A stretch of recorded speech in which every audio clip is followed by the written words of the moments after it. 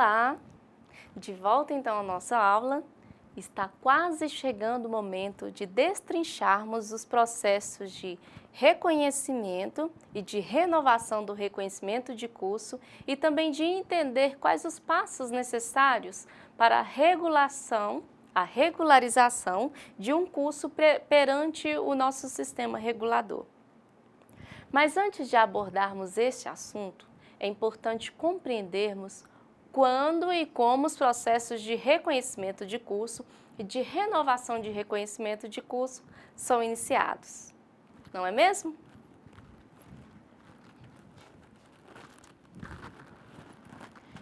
De acordo com a legislação vigente, a abertura de um processo de reconhecimento de curso, ele deve ser solicitado pela instituição quando os cursos atingem entre 50% e 75% de integralização da sua carga horária total, tal como vocês estão visualizando na tela. Esta abertura, ela deve observar ainda os períodos estabelecidos pelos calendários anuais de protocolo de ingresso de processos regulatórios no sistema EMEC, que são publicados em portarias normativas do MEC. Depois de passar pelo processo de reconhecimento, os cursos ficam reconhecidos por um tempo e depois desse período, este reconhecimento conquistado perde a sua validade. Este período de validade está atrelado a um ciclo avaliativo, no qual todos os cursos superiores do país se inserem. É o ciclo avaliativo dos sinais, que tem como referência as avaliações trienais do desempenho de estudantes do curso, que é o ENAD que nós tratamos na aula anterior. Então, após o vencimento do referido processo, a instituição deve, com a devida antecedência, solicitar à CESU a constituição da comissão de avaliação, que deverá visitar a instituição e fazer uma avaliação do curso para fins de renovação do reconhecimento de curso. De acordo com o fluxo processual estabelecido pela legislação vigente, as avaliações de renovação de reconhecimento devem ocorrer depois do resultado oficial do conceito preliminar do curso, o CPC, que é o conceito referencial para avaliação e regulação. O resultado do ENAD, publicado no Diário Oficial da União e também disponibilizado no sistema EMEC e na página eletrônica do Instituto Nacional de Estudos e Pesquisas Educacionais Anísio Teixeira, que é o INEP. Acredito que neste momento você deve estar se perguntando o que é esse conceito preliminar de curso, que eu já falei em alguns momentos aqui na aula e falei novamente há poucos instantes atrás. Não é mesmo? Você não está se perguntando? Então vamos sanar essa dúvida antes de avançarmos, pois entender isso é muito importante para o entendimento do processo que estamos tratando. Então acompanhe comigo esse próximo slide.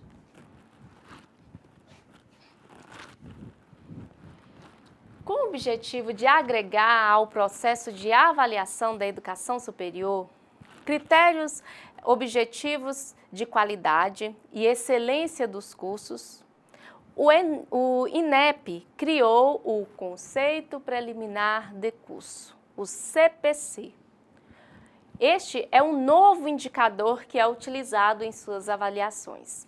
Este conceito ele vai de 1 a 5 e, como o próprio nome diz, é um indicador prévio da situação do curso de graduação no país. O CPC ele é divulgado anualmente junto aos resultados do ENAD, o Exame Nacional de Desempenho dos Estudantes. Para que os valores se consolidem e representem efetivamente o que se espera de um curso em termos de qualidade e excelência, comissões de avaliadores do MEC fazem visitas em loco para corroborar ou também alterar esse conceito obtido preliminarmente, o CPC. Este conceito ele é composto por diferentes variáveis. Seu cálculo é feito com base em 4 dimensões, tal como está aí na tela que vocês estão visualizando.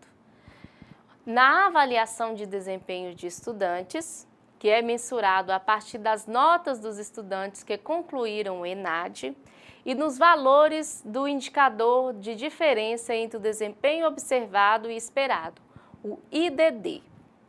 Segundo, no valor agregado pelo processo formativo, que é mensurado a partir dos valores do indicador de diferença entre os desempenhos observado e esperado, o IDD, e os insumos referentes às condições de oferta que tem como referência o corpo docente, baseado em informações obtidas a partir do Censo da Educação Superior, o chamado Censup, sobre a titulação e regime do trabalho dos docentes vinculados aos cursos avaliados. Também na infraestrutura e recursos didáticos pedagógicos, né? Sendo que as informações sobre a infraestrutura é obtido por meio de levantamento de informações relativas a essa infraestrutura e também as instalações físicas, também com relação às oportunidades de ampliação da formação acadêmica e profissional. Isso é conseguido a partir das respostas obtidas com a aplicação do questionário socioeconômico do ENAD. Então, no que se refere às informações utilizadas para o cálculo do CPC, nessas dimensões apresentadas, são considerados 8 componentes. Acompanhe essa próxima tela.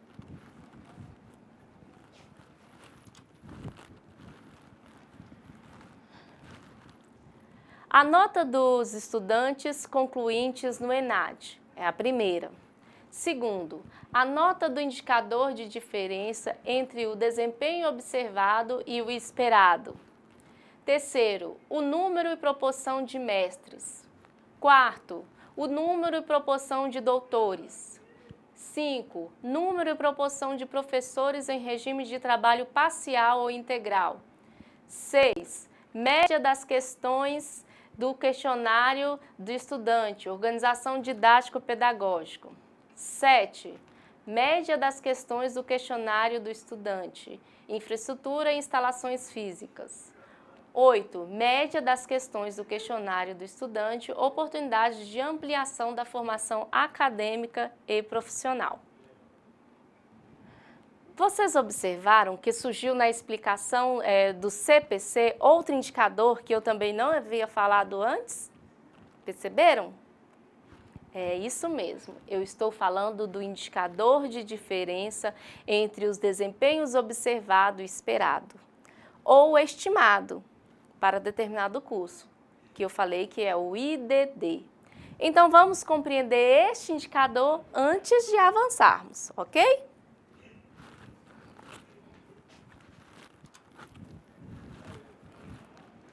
O IDD é um indicador de qualidade que busca mensurar o valor agregado pelo curso ao desenvolvimento dos estudantes concluintes, considerando os desempenhos dos universitários, os estudantes de ensino superior no ENAD, e suas características de desenvolvimento ao ingressar no curso de graduação avaliado por meio do Exame Nacional do Ensino Médio, o ENEM. Dessa forma, o IDD é uma métrica relativa onde valores positivos indicam que o desempenho médio dos ingressantes é superior ao esperado e valores negativos é inferior ao esperado.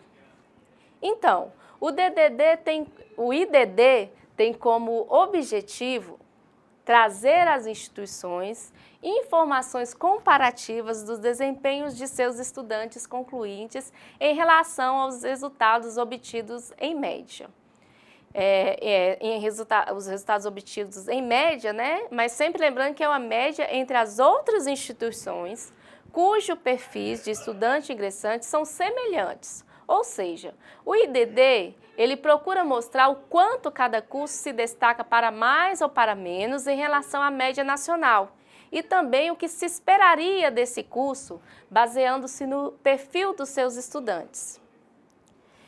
Então, perceba comigo que o IDD é uma aplicação extremamente complexa, que ele vem sendo utilizado a partir de um conceito que as instituições, em especial as privadas, sempre lutaram para que fosse considerado, que é o valor agregado.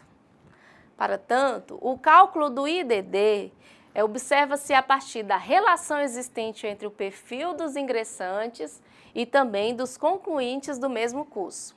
Além disso, também observa-se duas variáveis na estimativa do valor agregado para o desempenho médio do concluinte, que é a proporção de estudantes cujos pais têm nível superior de escolaridade e a razão entre o número de estudantes concluintes e o de ingressantes. Esta expressão que você está vendo aí na terceira setinha do seu vídeo, ela resume bem o cálculo do IDD. É exatamente esta expressão, onde o primeiro aí, D concluinte, o D concluinte é o desempenho médio do concluinte em relação ao desempenho médio esperado.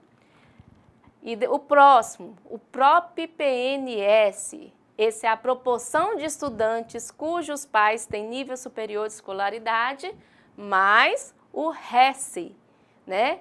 Que é o último aí da expressão, é a razão do número de estudantes concluintes e ingressantes. Perceba mais um detalhe. Para que um curso ele tenha IDD calculado, é preciso que ele atenda pelo menos duas condições. Possuir no mínimo 2 estudantes concluintes participantes do ENAD, com dados recuperados da base de dados do Enem, no período entre o ano de ingresso no curso avaliado e os 3 anos anteriores, certo? E também atingir pelo menos 20% do total de estudantes concluintes participantes do ENAD, com dados recuperados na base de dados do Enem. Desde o ano de 2014, o cálculo do IDD ele ocorre para cada indivíduo que tenha participado do ENAD e do Enem, recuperando-se os resultados do mesmo estudante nos 2 exames a partir do número do CPF.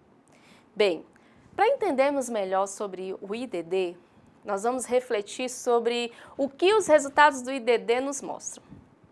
Vejamos bem. A partir da padronização do IDD, temos como resultado o índice cuja unidade de medida é um desvio padrão. Então, o IDD de cada curso ele será analisado a partir dessa medida de desvio padrão. O que isso significa?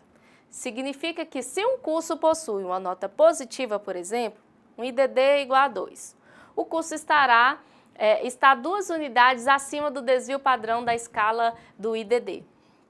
Da mesma forma, uma nota negativa significa que o IDD de um curso está abaixo do que seria esperado para o curso com alunos que têm o mesmo perfil de desempenho daqueles ingressantes ali naquele determinado curso.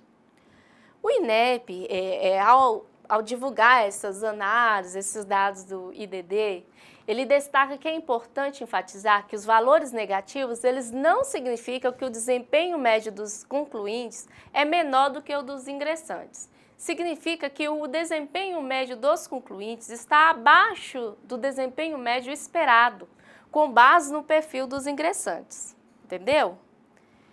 Este indicador, então, ele é muito importante, porque o perfil dos estudantes nos cursos, ele é desigual, nós já sabemos, é uma realidade nossa também aqui na nossa instituição. As notas dos concluintes, eles carregam essas desigualdades. Assim, as diferenças na saída não são explicadas apenas pelo que o curso agregou, mas também pelas diferenças que eles trouxeram, as diferenças pré-existentes. Considero importante também analisar o IDD sobre uma perspectiva pedagógica. Acompanhem comigo. A elevação do IDD em uma instituição ou em um determinado curso tem um valor também social inestimável do serviço prestado pelo ensino. Por isso é preciso trabalhar esse conceito, esse valor para aumentá-lo. É necessário trabalhar isso desde a questão do nivelamento. E trabalhar o nivelamento não como obrigação, mas como algo, né, uma coisa chata que deve ser feita, mas como uma questão estratégica, que ela vai ali não só garantir a permanência daquele aluno, como oferecer a ele bases para que ele possa acompanhar o curso. Então, vamos retomar a nossa aula e nossa discussão sobre CPC, ok? Veja comigo esse quadro em tela. Este quadro mostra a composição geral do CPC e também com todos os seus componentes e seus pesos divididos por dimensão. Veja, primeira coluna dimensão, segunda componentes, terceiro pesos. Percebam que a dimensão que possui maior peso é justamente o valor agregado. Observaram? Então, vamos lá na coluna, na linha valor agregada pelo processo formativo oferecido por curso. Qual é o peso? 35%. Então, é justamente ele que é o maior. O valor agregado pelo processo formativo oferecido pelo curso que possui como componente o IDD. Daí a importância desse indicador para avaliação do CPC. Perceberam o que eu havia falado anteriormente? Né? A importância desse valor agregado? Depois, o segundo maior, qual que nós temos? Temos a dimensão corpo docente. Observem, na terceira linha deste quadro. Dimensão corpo docente, que leva em conta a titulação e o regime de trabalho dos docentes. Em seguida, com peso 20, temos a nota dos concluintes no ENAD e, por fim, a percepção dos docentes sobre as condições do processo formativo. Bem, após a análise deste quadro, você deve estar se perguntando, mas o que tem a ver se tal CPC com os processos de reconhecimento ou com o processo de renovação de reconhecimento do curso? Na verdade, a maior ligação desse indicador é com o processo de renovação de reconhecimento de curso. Mas como assim? Vamos ver. Acompanhe essa próxima tela que você logo vai entender. Os cursos que já passaram pelo processo de reconhecimento e já têm obtido o seu CPC, né, e por acaso, se tiver obtido o CPC menor que 3, né, o processo de renovação de reconhecimento de curso será automaticamente aberto através de ofício pelo MEC. Neste caso, a SERES notificará a instituição para que se manifeste sobre a proposta de protocolo de compromisso. A instituição deve responder se concorda ou não com a proposta apresentada. Um plano de melhorias deverá ser apresentado e o processo seguirá para a realização da visita in loco. Então, estão observando aí que esse CPC ele vai ditar se esse processo de renovação vai acontecer e quando e como ele vai acontecer? Então, continua observando comigo. A linha B ali, vamos observar. Neste caso, os cursos já reconhecidos, né, ele obteve também o CPC e esse CPC ele foi maior ou igual a 3. Então, o processo de renovação de reconhecimento de curso ele será aberto através de ofício pelo MEC e será expedido em sequência, sem a necessidade de manifestação por parte da instituição e dispensada qualquer formalidade. Então, nesse item também será aberto através de ofício, só que sem aquele protocolo de compromisso que teve na linha A, no primeiro caso que vimos, ok? Continuando, a linha C. Neste caso, os cursos já reconhecidos ficaram sem esse conceito preliminar, né? E esses cursos, por quê? Porque esses cursos eles não tiveram participantes no ENAD. Então, o processo de renovação de reconhecimento, ele será aberto via ofício pelo MEC e a SERES vai notificar a instituição para que instrua o pedido de renovação de reconhecimento de curso. E dessa forma, então, o processo se iniciará na fase de despacho saneador, de onde seguirá. E aí vai seguirá necessariamente para a avaliação in loco junto à INEP. No IFMG, os protocolos de regulação, né, esses tal como esses que nós acabamos de ver, são realizados pela Pró-Reitoria de Desenvolvimento Institucional através do seu pesquisador institucional, o PI, que monitora, a partir das informações inseridas no sistema EMEC, a situação de integralização dos cursos e também acompanha o cronograma para inserção dos dados no sistema. Dessa forma, ele promove um conjunto de ações, né? A Propia aí vai promover, a Prodi vai promover esse conjunto de ações, juntamente com o Departamento de Ensino Superior da Pró-Reitoria de Ensino, a PROEM, o DS-PROEM, os assessores de pesquisa institucionais do campus e também coordenadores de curso e membros do Núcleo Docente Estruturante, NDE, e integrantes do colegiado do curso. Ok? Então, chegamos ao fim dessa videoaula e já podemos elencar os principais temas discutidos hoje. Vamos então à nossa síntese de hoje?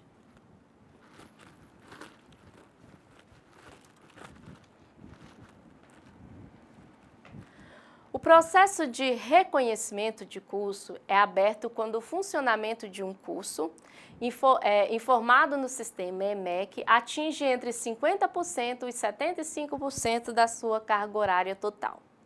Vimos ainda nessa aula que este processo ele tem prazo de validade e deve ser renovado através do processo de renovação de reconhecimento de curso, que deve acontecer a cada 3 anos e sua abertura está intrinsecamente ligada ao conceito preliminar de curso, o CPC. Em suma, esta ligação ela pode ser resumida no seguinte: os cursos que obtiverem CPC 1 e 2 serão automaticamente incluídos no cronograma de visita de avaliadores do INEP. Os demais casos, ou seja, cursos com conceito igual ou maior a 3, podem optar por não receber a visita dos avaliadores e assim transformar o CPC em conceito permanente. Cursos com conceito 3 serão aqueles que atendem plenamente os critérios de qualidade para funcionarem. Da mesma forma, cursos com conceito 5 serão cursos de excelência, devendo ser vistos como referência para os demais. Assim, o conceito permanente servirá como referência para subsidiar o processo de regulação dos cursos de graduação no país. Descobrimos também nesta videoaula que os indicadores CPC e IDD são indicadores de qualidade utilizados pelo INEP nos sinais e levam em conta os dados de avaliação em larga escala, como é o caso do ENE e do ENAD, que já vimos em outra aula anterior. Bem, agora a nossa videoaula chega ao fim. Não deixe de assistir à próxima videoaula, momento em que daremos ênfase aos trâmites dos processos de reconhecimento de curso e de renovação do reconhecimento de curso, todos estes enquanto processos reguladores de cursos superiores. Um forte abraço e até breve!